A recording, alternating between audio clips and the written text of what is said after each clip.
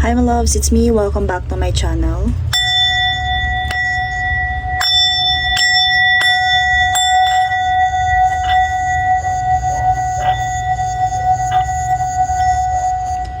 In today's reading, we will go into channel some messages from your person and we will going to read the love energy situation. So bago tayo mag-move forward, I would like to invite you to follow our other social media platform like the IG account, and also if you feel resonated and connected with me, you can visit my shop. Meron po tayong mga crafts doon na naka-charge with our own Reiki healing energy. Okay, let's move forward our reading. Okay, let's see the situation first.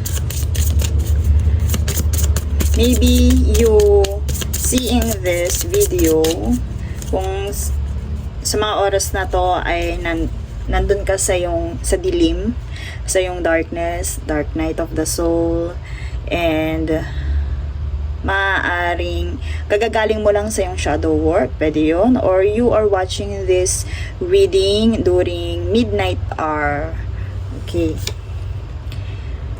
the first one is you are hoping, you are yearning. Okay, I feel the sabihin nating hope. Okay, for most of my collectives, I feel the heavy, sabihin natin, courage and hope inside your heart.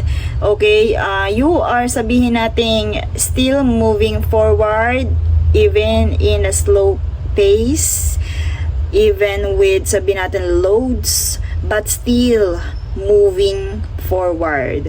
I feel the heavy energy na parang alam nyo yung truck na parang ang bigat ng daladala, but still nandun yung hope, andun yung wish, nandun yung strength sa'yo.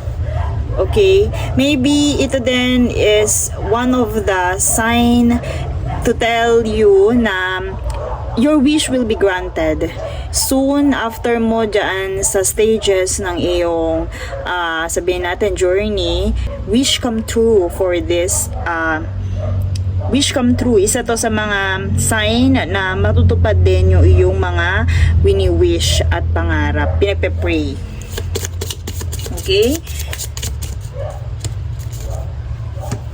plugged, tune in the internet, connected.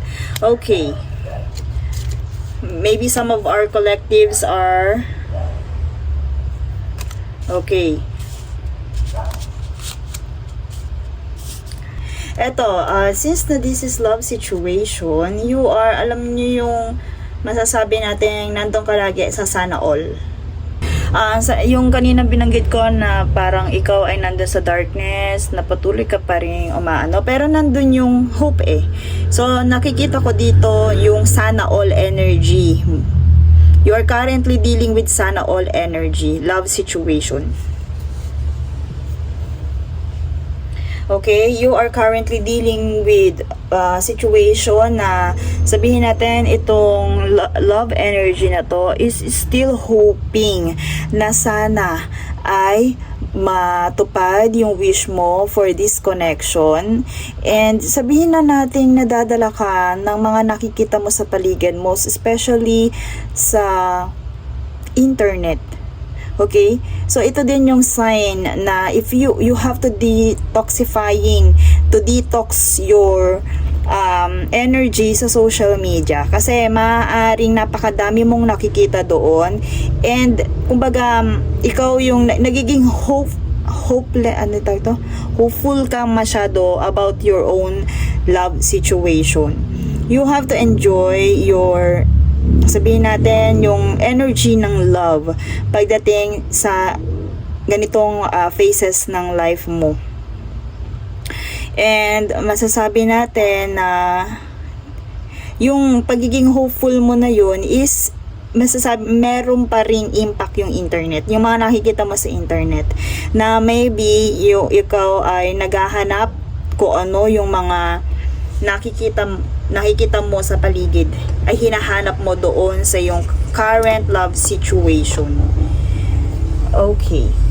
And yes, most of my collectives are in their darkness of the soul, or sabihin natin nandun sa shadow work. But your inner child is calling you right now. Your inner child is calling you right now. Maybe this love situation also affected by children. Nandito din plug, tune in, internet connect, plugged. I also channel and I also feel na you are also came from darkness of the soul or shadow work, and your angels are telling you to, sabihin natin, bumalik ka na. It's time for you na bumalik ka na ulit sa 3D. It's time for you na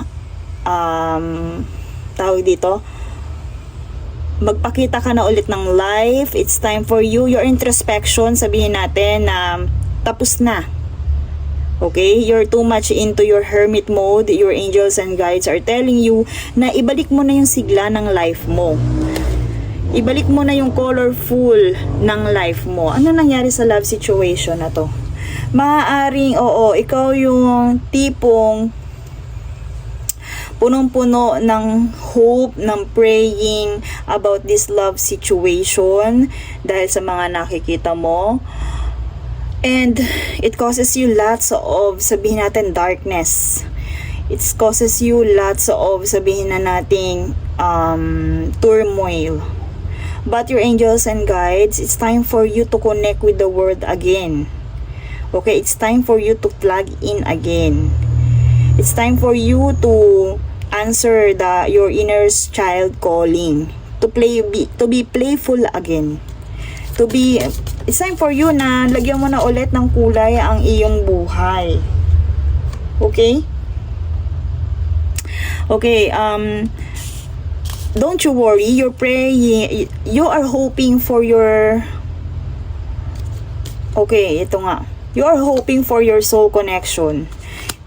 Yes. Oh my gosh, ito na.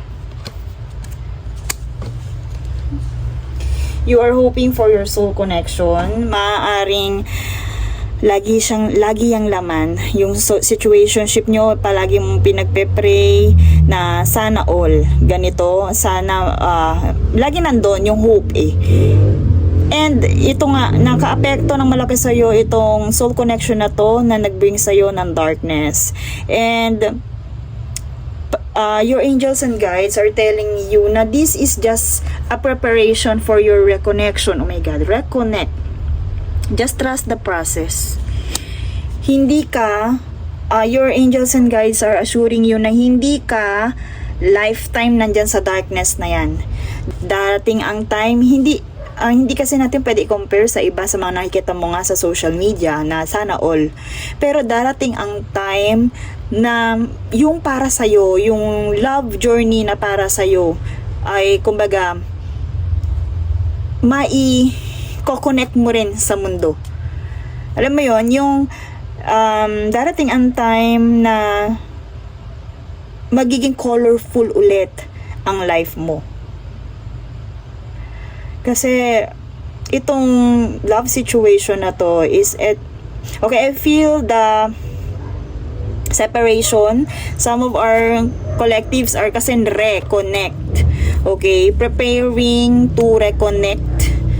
Trust in the process. Maybe it felt intense kasi sabi nga, your true connection is ang true connection daw, ang true soul connection includes great highs and great lows. So, ibig sabihin, sobrang saya pero sobrang sakit din. Maaaring ikaw yung time, ayan, the break, tingnan niyo yung pagkakabasag, oh. Maaaring you are dealing with this type of love situation. Nasira itong connection na to. And I feel na dumating ka din sa time na naging hopeless ka, and you still praying for this person, praying for this connection, praying for this connection. But your angels and guides are telling you na you have to reconnect to the world. Huwag mong hayaan na manatili ka lang dito sa darkness na to. You have to be colorful again. You have to be a child again. Maaaring some of my collectives ay nagiging malungkutin because of the effect of this love situation. But always remember na kumbaga part to ng process, hindi to lalang. Kasi kumbaga halos ito yung contract mo, kaya ito yung contract mo. Kumbaga, yun nga lang, you are dealing with some love connection na sobrang intense. Maaaring ito yung era na nakilala mo yung iyong soul partner, and siya yung pinaka-intense sa lahat ng naka-relationship mo. Kasi sobra ang intense. Siya maaari yung nagbigay sa'yo ng pinaka-masaya na memory and pinaka-painful na memory. But your angels and guides are telling you na you have to reconnect again. You have to tune in again. And I also feel the wish come true nga dito pa lang. I feel na I feel the reconnection again. Your wish will be granted soon. But di ba? True love comes when you least expect it. Darating siya. Darating ulit yung sabihin nating highs, yung great highs ninyo ng connection na to. Basta kailangan daw is magtiwala sa proseso, sa nangyayari ngayon.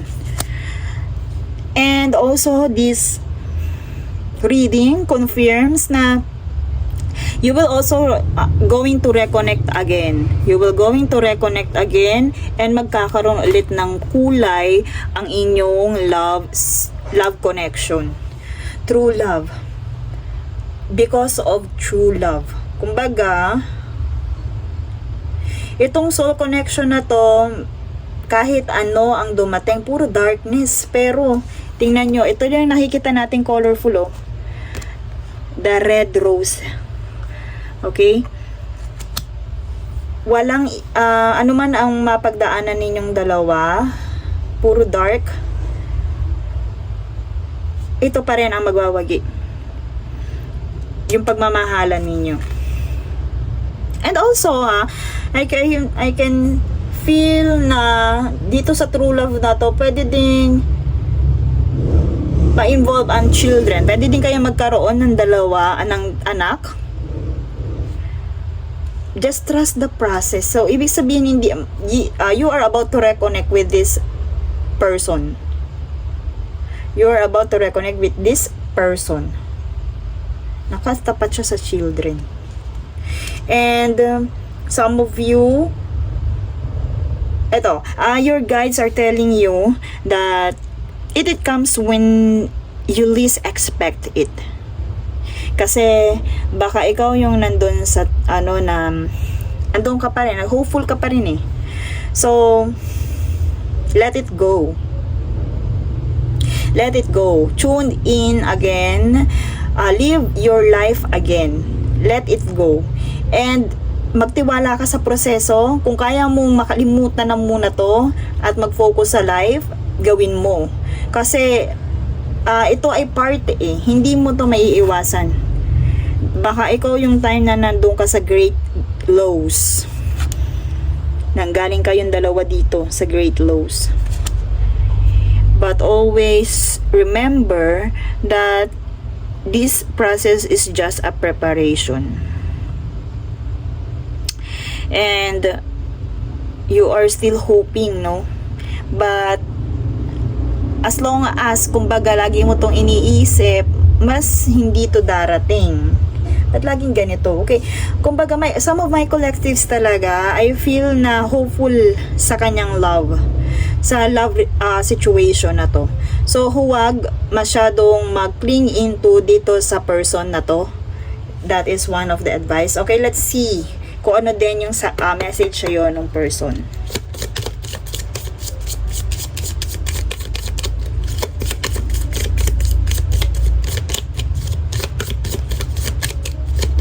Puro darkness. Okay, some of the cracks.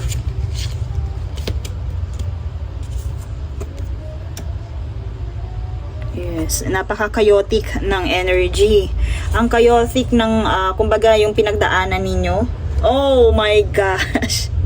We will be together again. Parang nga to sa mga in separation, again and again. Andyan na ang reconnect. Ay, di ba? Hindi, pag ganito yung nababasa mo, parang hindi mo maiwasang hindi umasa. Pero eto yung reconnect ko, parang, but your person's telling you, ayan na. Reconnect. We will be together again. Message from your person.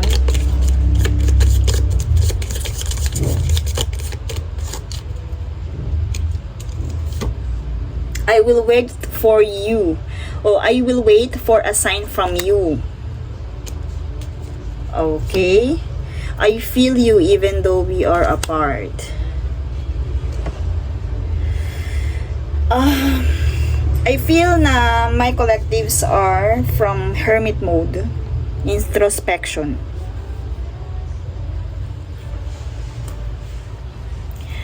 Okay, I feel na sobrang lalim. Sobrang lalim mo. And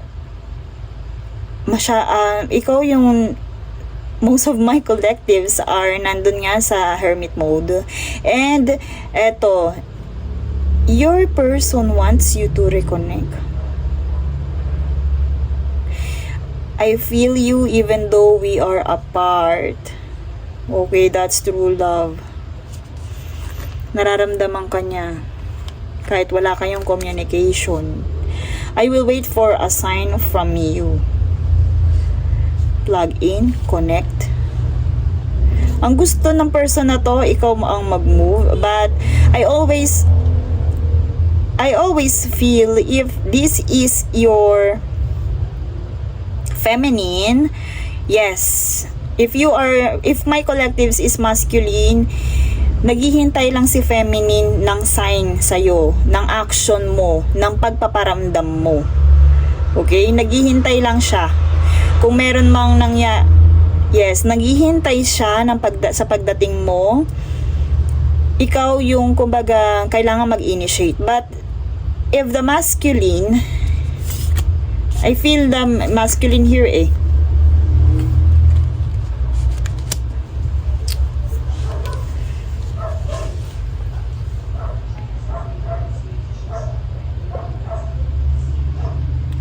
the masculine, if you are the feminine, the sign na iniintay niya is yung pagiging okay mo na. Okay? If you are the feminine, ang iniintay niyang sign is yung maging okay ka na. Yung pag nakita niya na you are reconnected with the world, pag okay na ang lahat, baka parang kumbaga, yun na yung perfect timing sa kanya or sign from you na pwede ka na niyang i-approach ulit. Okay? So, yun yung sign na hinihintay. They will wait for a sign from you. And yun nga, nararamdaman nyo pa rin yung connection because this connection is, sabihin natin, true soul connection. Nararamdaman nyo yung isa't isa because of the true love you have for each other. Meron pa kayong unfinished talaga na connection. Ayan o, kaya lang, yun nga, the more na ito ay, sabihin natin, true soul connection, mas intense ang mga kailangan yung pagdaanan. Ito, you are dealing with the love situation na hindi sabihin nating puppy love or sabihin nating hindi basta-basta na connection. You are dealing with very, sabihin nating, challenging, Pero lahat naman ng mga challenge, lahat ay may fruitful din na rewards sa bandang huli. Pero your angels and guides are telling you this, na baka nga masyado kang nagkikling in dito sa pagiging hermit mode mo, na kumbaga hindi ka na nakikipag-connect sa mundo. Parang your inner child are calling you na maging playful ka, maging masayahin ka. Baka dahil sa love situation na to is kumbaga nagiging low energy ka or nagkakos sa'yo na yung pain na ikinokos nito. Pero always remember, you are dealing with true love situation. Okay? And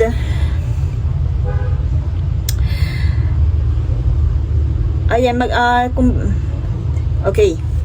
Another message. Let's see, message from your person. Even though we're apart.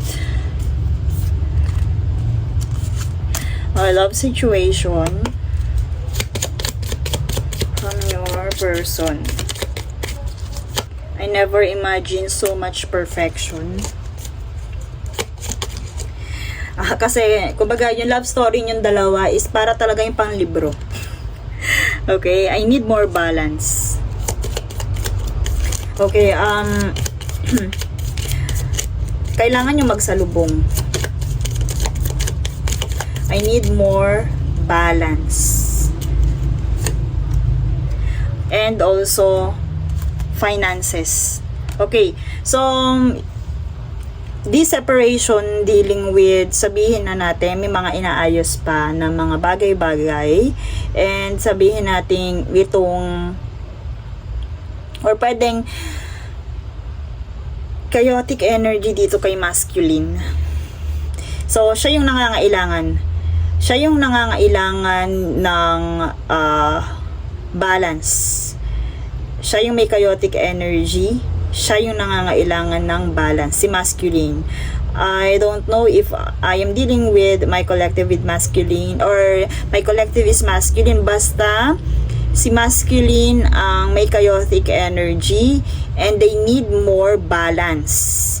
Okay, your person is also telling you that you need more balance if you are masculine. Pero if you are feminine, your persons wants you to know that they need more balance. Hindi naman siya sabihin nating baka kumbaga eto kasi pentacle, pwedeng meron lang siyang sinesettle na iba muna sa ngayon, but hindi ka mag-iintay ng matagal. Itong wish come true na to, hindi itong we will be together again, hindi ka mag-iintay ng matagal na halimbawa CEO na or very successful na yung taong to. Hindi ganun. Kumbaga, kailangan lang muna niya balansahin ang mga bagay-bagay and kailangan lang din muna niya ng stability. But, yun nga, sabi niya, you will be together again. Even na hindi ganun ka-perfect yung kalabasan ng ano na to. During this incubation period or separation period na, okay, I still don't have all the answers, di ba? So, kailangan nga muna niya na i-balance out yung mga bagay-bagay, yung mga nangyari sa inyong dalawa. Kaya ikaw, my collectives, your angels are telling you na you have to take balance din. Huwag mo masyadong hayaang maapektuhan ng love situation na to, yung pamumuhay mo. You have to plug in, you have to tune in, and also, you have to be playful again. Hindi ka man yung ganong vibe. Your angels are telling you na hayaan mong maging masaya yung pamumuhay mo without the effect or without the influence of this love situation. Okay, love message from your angels.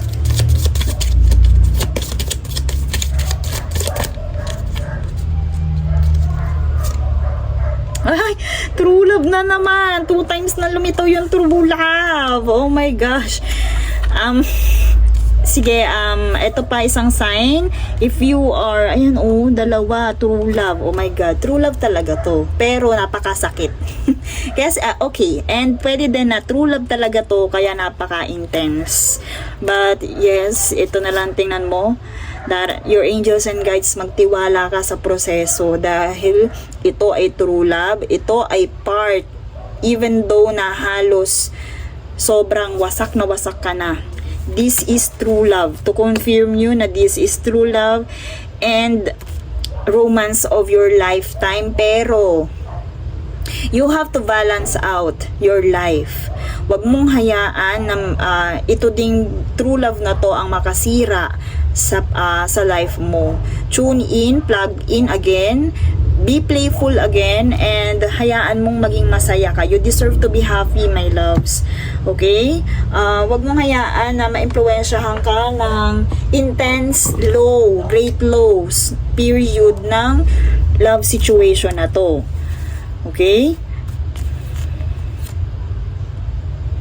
Look inside yourself.